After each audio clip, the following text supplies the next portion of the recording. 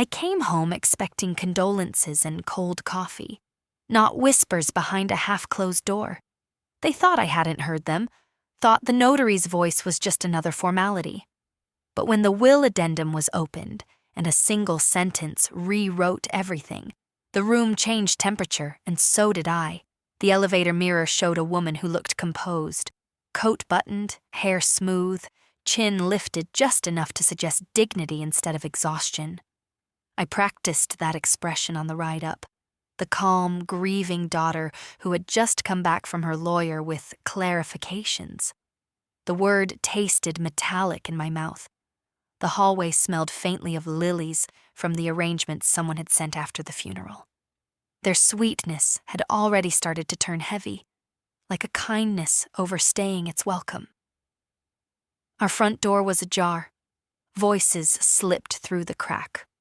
Low, confident, careless. I wasn't meant to hear them. "She won't question it," my aunt murmured. "She never does." A soft chuckle followed. The will was clear, equal distribution.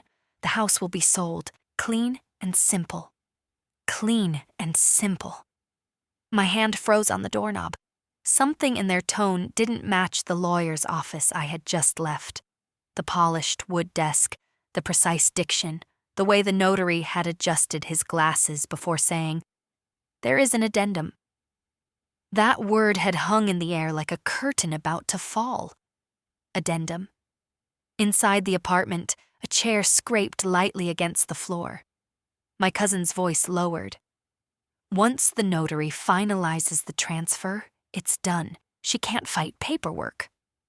Paperwork? I pushed the door open then, quietly enough that it didn't announce me, loudly enough that silence dropped like a plate shattering. 3 faces turned toward me, pale, startled, rearranging themselves into sympathy. "You're back," my aunt said too quickly. "How did it go at the lawyer's?" How did it go? The question floated between us like a dare. I set my bag on the console table and unbuttoned my coat slowly, as if I had all the time in the world. "Productive," I replied. "Very productive." Their eyes flickered. That was the first crack. I walked into the living room. The curtains were half drawn, letting in a dull winter light that made everything look flatter than it was. The family portraits, the polished cabinet, the envelope on the coffee table. My gaze lingered on that envelope just a fraction too long. My cousin noticed. He slid it closer to himself. Protective? Interesting? At the lawyer's office earlier, the air had smelled faintly of paper and old ink. The notary, steady hands, silver hair, neutral tie, had opened the will with ceremonial care. His voice had been level, almost indifferent, as he reviewed the clauses everyone already knew by heart. Equal distribution, assets liquidated, house to be sold. I had nodded, numb but composed. Then he had paused. "There is an addendum attached to the original will," he said. My aunt had stiffened beside me. My cousin's knee had started bouncing under the table. I noticed these things because grief sharpens you in strange ways. You lose the person you love, but you gain a brutal clarity. The notary broke the seal. Paper unfolding sounds louder in quiet rooms. "This addendum," he continued, "was signed and notarized 6 months ago." 6 months. That was after the diagnosis, after the hospital visits, after the long evenings when I read aloud from novels because my mother's eyes tired easily, but she still wanted stories. After she squeezed my hand and said, "Listen carefully to what people do when they think you're not looking." The memory brushed against me now like a warning. Back in the living room, my aunt crossed her legs. "We were just discussing practicalities," she said. "Selling the house will be easier for everyone." "Will be?" I tilted my head slightly. "Will it?" Her smile tightened. At the lawyer's office, the notary had cleared his throat before reading the addendum aloud. I, in full possession of my faculties, hereby amend my last will, the residential property located at. He had read the address, our address. Shall not be sold. Ownership is to be transferred in full to my daughter. The room had gone still. Even the clock on the wall seemed to hesitate between ticks. Effective immediately upon probate, he added. My cousin had leaned forward. There must be some misunderstanding. There is no misunderstanding, the notary replied calmly. This document is valid and legally binding. Legally binding. The words felt like armor sliding into place. In the living room now, I sat down across from them. Did you know, I said conversationally, that Mom updated her will 6 months ago? My aunt's fingers twitched. No, she said too quickly. Another crack. She added an addendum, I continued. I let the words settle between us like a chess piece placed with care. It changes one specific detail. My cousin swallowed. What detail? Outside, a car passed, its tires hissing on damp pavement. The sound filled the space where my answer should have been. I folded my hands in my lap. The house won't be sold. Silence, the kind that reveals more than arguments ever could. That's not possible, my aunt whispered. It is, I replied. The notary opened the addendum himself. Their eyes flickered at the word notary. Authority carries weight, especially when it's stamped and signed. And, my cousin pressed, his voice tightening. And, I said gently, the transfer becomes effective today. The air shifted, not loudly, not dramatically, just enough that the room felt slightly smaller. You mean, my aunt began. I interrupted softly. The owner is me. The sentence felt strange in my mouth, not triumphant, not vengeful, just precise. Owner. My cousin leaned back slowly, as if the furniture had betrayed him. There will be procedures, he muttered. Reviews, delays. There will be paperwork, I agreed. There always is. I let a small, almost amused smile touch my lips. But paperwork can't argue with a signed addendum. For a moment, I thought my aunt might protest, might raise her voice, might accuse me of manipulation or misunderstanding. Instead, she looked at the walls, at the frames, at the shelves, at the floor beneath her shoes, as if she were already measuring distance. A pulse of something rose in my chest. Not revenge, not exactly. Something steadier. Something like balance correcting itself. You must be mistaken, she said finally, but her tone had thinned. I'm not, I replied. Because I had heard the notary read every word, because I had seen my mother's signature, firm, deliberate, because 6 months ago, while everyone else calculated square footage and market value, she had been calculating trust. My phone vibrated softly in my pocket, a message from the lawyer's office. Transfer documents initiated. Initiated. Effective today. I stood up slowly. I'll be meeting the notary again tomorrow to finalize access credentials and update the registry. My cousin's head snapped up. Access credentials? Yes, I said lightly. Keys, security codes, administrative records. Their expressions changed again. That was when I understood something fully. They hadn't been planning to comfort me. They had been planning around me.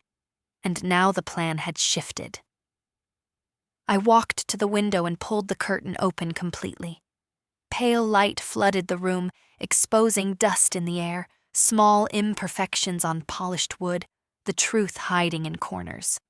Behind me, no one spoke, because suddenly they weren't sure what to say. And that uncertainty, fragile, trembling, real, was the first sign that the balance had begun to tilt. If you think this is where the real confrontation begins, you're only seeing the surface. The addendum changed ownership, but it also exposed something far more valuable, something they never expected me to notice. The house sounds different when you know it's yours. Not louder, not softer, just aware. That evening, after they retreated into tight smiles and murmured excuses about needing air, I stayed in the living room alone. The front door closed with polite restraint behind them. No slammed exits, no dramatic scenes. They preferred subtlety. So did I. Rain began tapping lightly against the windows. The city lights outside blurred into watercolor streaks. I ran my fingers along the edge of the mahogany table, feeling the shallow groove where my mother used to tap her ring absent-mindedly while reading documents. Documents. My phone buzzed again. Transfer confirmation scheduled. Registry update in progress, the lawyer's assistant wrote. Scheduled, in progress. Words that build walls without raising voices. I walked into my mother's study, a room my relatives rarely entered unless it was to admire the bookshelves. The air carried the faint scent of paper and lavender polish. Everything was exactly as she had left it. Fountain pen aligned with the edge of the desk, a legal pad half filled with notes in her deliberate handwriting. But one drawer was slightly open. That detail hadn't been there before. I crouched and pulled it fully out. Inside were folders labeled neatly: insurance, taxes, utilities, and one that made my pulse stutter. Property? Private. Private. The word felt like a whisper meant only for me. I opened it carefully. Copies of the will, the addendum, bank statements, and beneath them, something unexpected. Printed emails, not casual exchanges. Conversations about renovation budgets, market evaluations, discussions about listing timelines, all between my cousin and a real estate broker, dated 3 weeks before the funeral. The air shifted in my lungs. They hadn't just assumed the house would be sold. They had prepared for it. A strange calm settled over me. Not fury. That would have been easier. This was colder, sharper, like stepping onto ice and realizing you're the only one who knows it's solid. My phone vibrated again, this time a voicemail notification. I pressed play. The notary's voice filled the quiet study. Steady, professional. I wanted to confirm that the addendum's activation has been formally logged. As of today, ownership transfer is effective. Additionally, I must inform you that any prior attempt to negotiate sale without your authorization would have been invalid. Would have been invalid. My gaze drifted to the printed emails. Invalid. A legal word can feel like a quiet thunderclap. The hallway floor creaked. I froze. Had they come back? Silence followed, thick, stretching. Then another faint sound. The front door opening slowly. I stepped out of the study just as my aunt appeared in the hallway, her coat still on, her expression carefully neutral. "I forgot my scarf," she said. Of course she did. "It's on the chair," I replied. She retrieved it, but her eyes moved, quick, assessing, toward the study, toward the desk, toward me. "You seem confident," she said lightly. "I've learned to read paperwork," I answered with a faint smile. Her lips pressed together. "You know," she continued, adjusting the scarf around her neck, "family harmony is important. Legal technicalities can complicate things unnecessarily." Legal technicalities? I leaned slightly against the wall. The will isn't a technicality. Her gaze sharpened. "And the addendum?" she asked. "Especially that." For a moment, something flickered behind her eyes. Calculation, perhaps, or recognition that the quiet version of me she had relied on was no longer available. "You're grieving," she said softly, almost kindly. "This isn't the time to make permanent decisions." The irony almost made me laugh. "It wasn't my decision," I replied. It was my mother's. That landed. She studied my face as if searching for doubt. She wouldn't find any. After a pause too long to be comfortable, she nodded. We'll discuss this later. We, not anymore. When she left again, the door clicked shut with more force than before. I returned to the study and sat in my mother's chair. It fit differently now, not oversized, not intimidating, intentional. I scanned the emails more carefully. One detail stood out: a draft contract attachment. Unsigned, but prepared. It included projected commission percentages, staging costs, even a tentative listing date. 3 days after probate. They hadn't been waiting for grief to settle. They had been waiting for a signature. A soft knock echoed from the door. This time, it wasn't my aunt. My cousin stood there, hands in pockets, posture casual but eyes alert. "Can we talk?" he asked. I gestured toward the living room. He didn't sit. He paced. "This doesn't have to become a conflict," he began. "Selling makes sense financially. You'd get liquidity, flexibility." "I have stability," I replied calmly. He exhaled sharply. "You think this is about money?" "I think it's about control," I said. The word hovered between us like exposed wiring. He stopped pacing. "You're misunderstanding," he said. "Am I?" His jaw tightened. "The market is good right now. Holding the property might not be smart." "Smart." I folded my arms loosely. "The notary disagrees." There it was again, that flicker when authority enters the conversation. "This addendum," he said slowly. "When exactly was it signed?" 6 months ago. He nodded once, calculating. "You were with her a lot then?" Yes, I had been. Hospitals, medication schedules, long nights, listening. He studied me differently now. Not dismissive, not indulgent, assessing. "Did she tell you about it?" he asked. "No," I answered truthfully. "She didn't need to." Because she had always believed in actions over announcements. He looked toward the study door. "You found something," he said quietly. I didn't answer. Silence can be more revealing than confession. He stepped closer, lowering his voice. "Before you make this difficult, remember that legal processes can become complicated. Complicated." The word landed like a veiled threat wrapped in politeness. I met his gaze steadily. "Good thing I have a lawyer." The room felt smaller. He held my stare for several seconds longer than necessary. Then he smiled, thin, strained. "Just think about it," he said. "Family should stay aligned." Aligned. The front door closed behind him moments later. I stood alone again, but not uncertain. The study clock ticked quietly.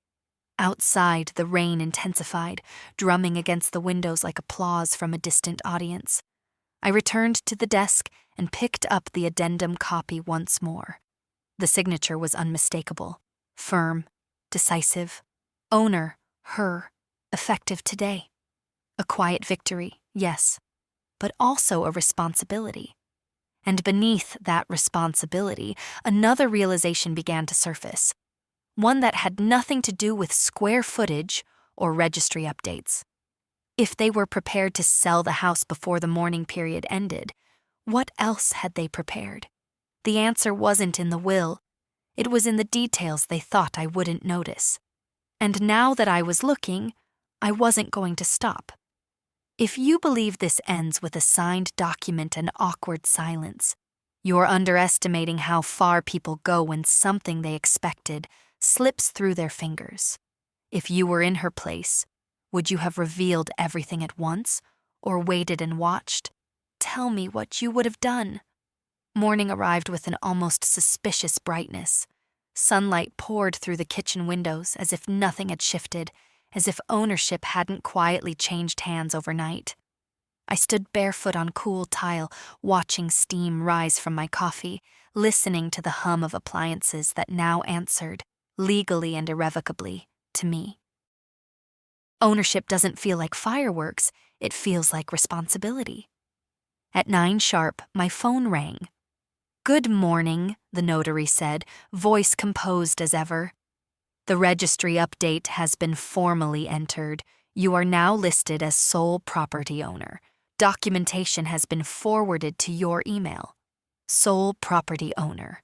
There it was again. That subtle tightening in the chest, not fear, not triumph. Awareness. "Thank you," I said. "One more detail," he added. "There was an inquiry yesterday afternoon." My fingers tightened slightly around the mug. "From whom?" "A representative claiming to act on behalf of a family member. They asked whether the property had any pending sale restrictions." "Pending sale restrictions." "And?" I asked calmly. "I informed them that any transaction attempt without your authorization would be invalid. The addendum is clear." Clear. The word settled like a seal pressed into wax. After the call ended, I didn't move immediately. Instead, I opened my email and scanned the official confirmation. My name, the address, the legal stamp, final. And yet, inquiries had already begun. I walked into the study again, drawn there like gravity. Sunlight illuminated the dust motes in the air, turning them into slow-moving constellations. On the desk sat something I hadn't noticed before. A small flash drive. Black. Unlabeled. It hadn't been in the drawer last night, I was certain. My pulse steadied rather than raced. Strange how quickly fear turns into focus. I plugged it into my laptop. One folder appeared. Archive. Inside were scanned documents, not financial, not legal, personal correspondence. Emails between my mother and someone I didn't recognize at first. The tone was cautious, deliberate. Dates aligned with the same 6-month window when the addendum had been signed. Then one subject line made everything sharpen. Concerns regarding early sale discussions. My breathing slowed. I opened it. My mother had written, "I am aware of preliminary negotiations being conducted without my knowledge. This is unacceptable. Please ensure no transaction proceeds without my direct written authorization." Preliminary negotiations. Without her knowledge. The reply from the broker was apologetic, formal, uneasy. They mentioned being contacted by a relative eager to expedite listing in anticipation of future transition. Future transition. The phrase was clinical, detached. They had planned the sale while she was still alive. I leaned back in the chair, letting that reality settle. Not anger, not shock, clarity. Footsteps approached from outside again. This time, not hesitant. The doorbell rang. I closed the laptop slowly and walked to the entrance. My aunt stood there, composed but pale. "We need to clarify something," she said before I could speak. "Do we?" I replied. She stepped inside without waiting for permission, a habit she hadn't yet unlearned. "Inquiries are being misinterpreted," she began. "We were merely exploring options." "Before or after the funeral?" I asked evenly. Her silence lasted half a second too long. "That's unfair," she said finally. "We were thinking ahead, protecting value." "Whose value?" Her jaw tightened. "You think we wanted to deceive you?" "I think," I said carefully, "you underestimated me." The words didn't rise. They didn't need to. She crossed her arms. "You've changed." "No," I answered. "I've read the documents." That landed harder than accusation. Her gaze flicked toward the study again. "You've been digging," she said. "I've been verifying." The distinction matters. She stepped closer.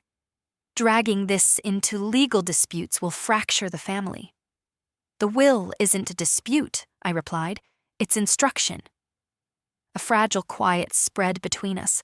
She looked suddenly older, not defeated, but aware that a script she relied on had been rewritten. There are costs to holding property, she tried again. Taxes, maintenance, liability. I'm aware. Are you prepared for that? Yes. No hesitation, because this wasn't about real estate. It was about intention. She studied my face as if searching for cracks. There were none. You could still reconsider, she said softly. Sell, divide, keep peace. Peace built on silence isn't peace. It was her decision, I reminded her, and I intend to honor it. Another pause. Then something unexpected happened. Her posture shifted, not aggressive, not pleading, calculating. If you insist on keeping the house, she said carefully, then perhaps we should review certain financial contributions made over the years. Contributions? A new angle. I'm sure the notary would be happy to examine any documented claims, I replied lightly. Documented? Her expression faltered, because paperwork, once again, is impartial. She exhaled slowly. You're making this harder than it needs to be. No, I said gently. I'm making it accurate. For a moment, neither of us spoke. Outside, a delivery truck passed, brakes sighing against pavement. Life continued, indifferent to private earthquakes. She walked toward the door. This isn't over, she said quietly. I didn't respond, because she was right, not in the way she meant, but in a deeper sense. It wasn't over, not because of conflict, but because ownership brings transparency, and transparency reveals patterns. After she left, I returned to the study once more. I reopened the flash drive. At the bottom of the archive folder was one final document, a scanned handwritten note from my mother. Short, direct. If you are reading this, it means the addendum has been executed. Trust actions, not promises. And remember, calm always unsettles those who rely on noise. A slow breath escaped me. Calm, that was the advantage. They expected resistance, emotion, reaction. What they weren't prepared for was documentation. And now that everything was official, registered, and irreversible, the real shift wasn't happening in arguments or raised voices.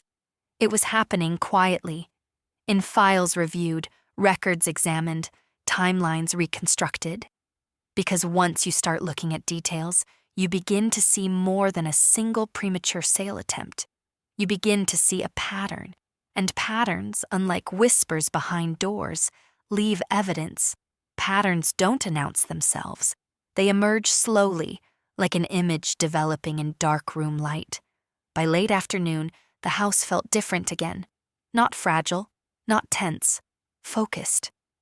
I sat at the dining table with a yellow legal pad, my mother's fountain pen balanced between my fingers. The ink flowed smoothly, decisive. I began listing dates, diagnosis, addendum signed, broker contacted, draft sale agreement prepared.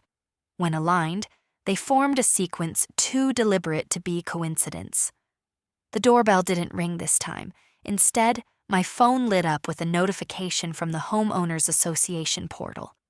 An administrative update request, submitted 2 weeks ago, requested by Authorized Family Representative. I stared at the screen. Authorized. The request had been denied automatically because ownership documentation hadn't matched. Denied. I logged into the system using the credentials the notary had forwarded that morning. A second alert appeared. Access attempt blocked 3 days ago. 3 days. Before probate finalized. Someone had tried to enter digital management records prematurely. My pulse didn't spike. It slowed. Precision requires stillness. I opened the access logs and saved copies. Then I forwarded everything to my lawyer with a single line. Please review attached activity prior to transfer confirmation. No drama, no accusations, just facts. The reply came faster than expected. We will address this formally. Formally. The word felt like a gavel tapping would. An hour later, my cousin texted, "Why is the HOA refusing communication?" I let the message sit unanswered while I walked through the house, room by room, deliberately.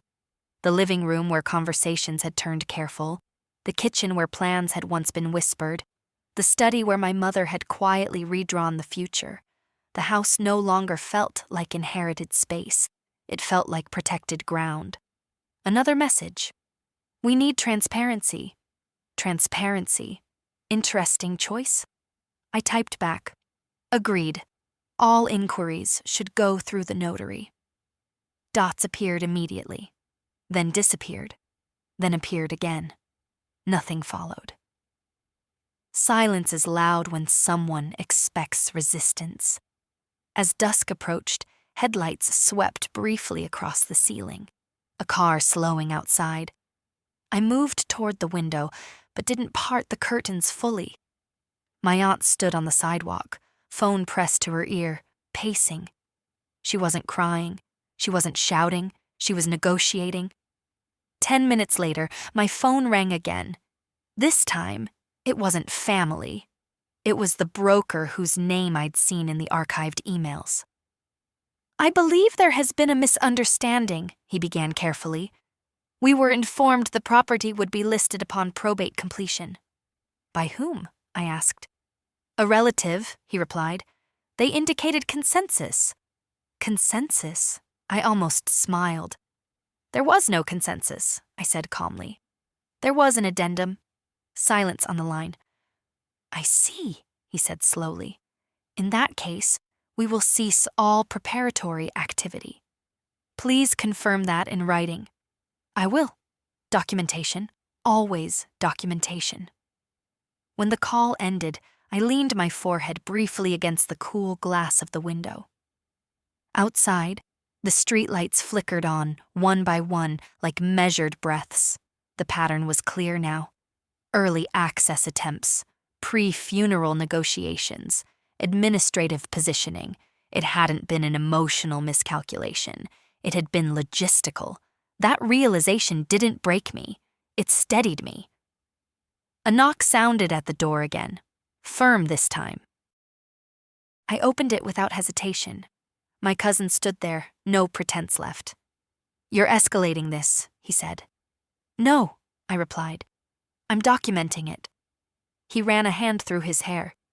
"You think sending logs to lawyers makes you powerful? I think accuracy matters." He stepped inside, closing the door behind him. "You're turning family into adversaries." "Actions did that," I said quietly. His expression faltered. "You could have just talked to us." "I tried," I answered. "You laughed."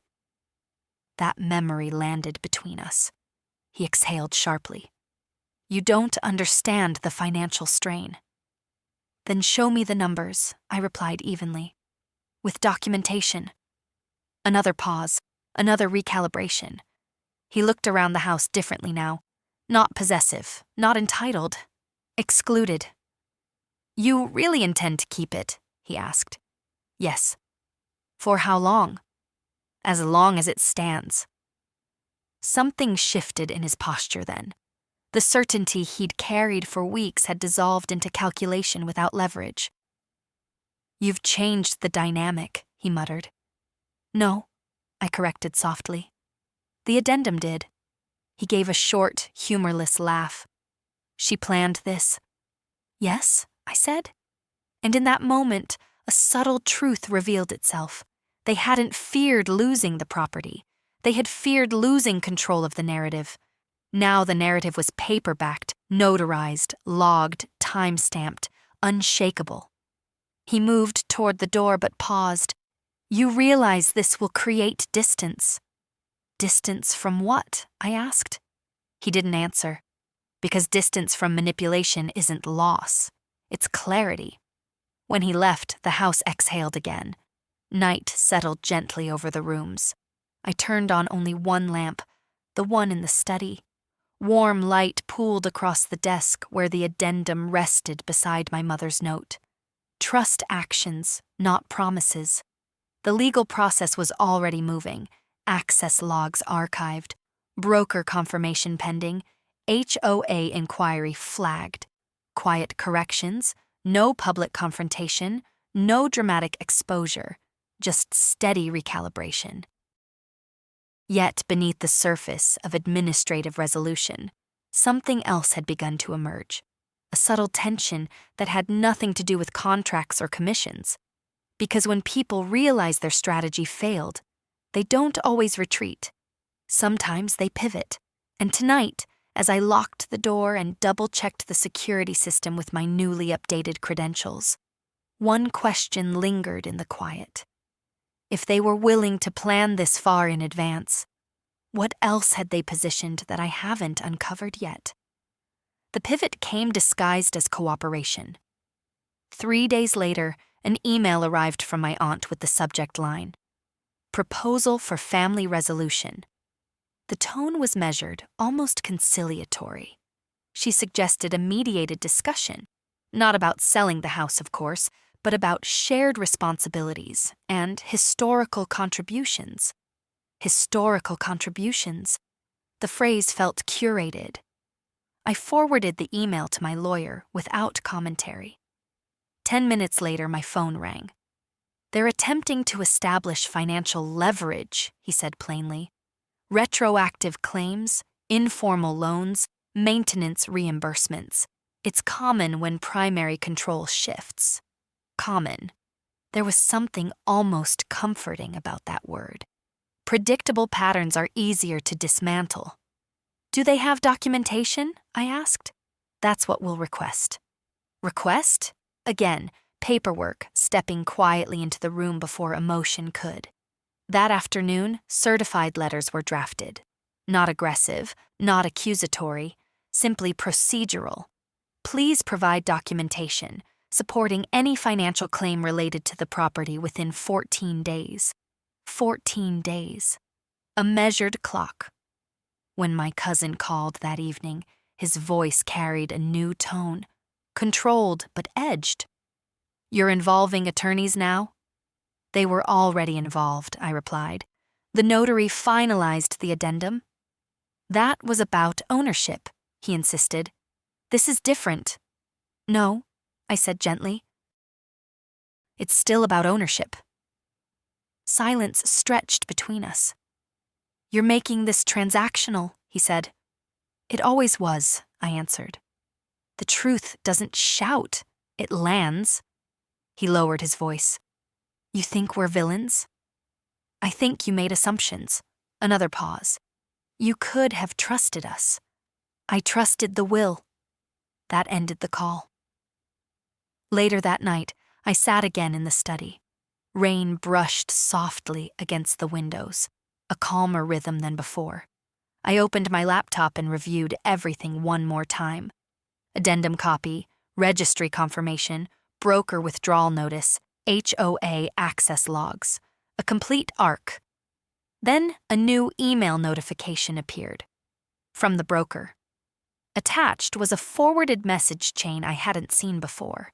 An internal exchange between him and his assistant dated 5 months ago. Assistant: "Should we wait for direct confirmation from the owner?" Broker: "Relative assures probate outcome is predetermined." Predetermined. The word hummed quietly in my mind. Predetermined. They hadn't just expected the house. They had assumed inevitability. I closed the laptop slowly. Expectation can be powerful. It builds confidence, shapes behavior, fuels strategy. But expectation collapses when confronted with a signature. The 14 days passed without documentation. Not a single invoice, not a receipt, not a loan agreement, only a brief email from my aunt. "Upon reflection, we will not pursue reimbursement." Reflection. I almost admired the phrasing. My lawyer sent a final confirmation acknowledging withdrawal of claims. Clean, formal, conclusive. That evening, something unexpected happened. My aunt requested to meet alone. No proposals, no mediation, just coffee. I agreed. We met at a quiet cafe 2 streets away. Neutral territory, warm lighting, soft music playing in the background. She looked tired, not defeated, just recalibrated. "You've handled this strategically," she said after we ordered. "I handled it legally." She gave a faint nod. "We thought you wouldn't challenge anything." "I know." Her gaze drifted toward the window. "When your mother signed that addendum, she didn't tell anyone." "She didn't need to." A small, rueful smile touched her lips. "She always was precise." "Yes." "She knew you were organizing the sale," I said calmly. My aunt didn't deny it this time. "We believed it was practical," she said, "the upkeep, the market timing, while she was still alive." That settled heavily between us. She folded her hands. "We convinced ourselves it was efficiency, not opportunism. Honesty, finally." "And now?" I asked. She met my eyes. "Now we understand she anticipated us." Anticipated. My mother had not acted in anger. She had acted in clarity. "You could have confronted us," my aunt added. "Publicly, legally." I didn't need to. Because exposure isn't always loud. Sometimes it's administrative. She studied me for a long moment. "You've become formidable." I considered that. "No," I said softly. "I've become informed." We finished our coffee without further argument. When we stepped outside, the evening air felt lighter than it had in weeks. Back at the house, I unlocked the door and paused just inside the threshold. Nothing dramatic had happened. No courtroom scenes, no explosive confrontations, just documentation, verification, procedure, quiet correction. I walked through the rooms once more, touching the back of a chair, the edge of the bookshelf, the cool marble countertop. Owner, her, effective today. Those words had not created conflict. They had revealed it, and in revealing it, they had dissolved its leverage. The house stood as it always had. Walls steady, foundation solid. But the atmosphere had changed, not tense, secure. Because in the end, victory didn't look like revenge. It looked like registry confirmation, withdrawn claims, and a family recalibrated by boundaries they hadn't expected. My mother had understood something essential. You don't need to raise your voice when the paperwork speaks clearly. And now, whenever the rain taps against the windows or footsteps echo in the hallway, there's no whispering behind half-closed doors. Only quiet, intentional, earned, the kind of quiet that follows when assumptions collapse. And ownership, in every sense of the word, becomes undeniable.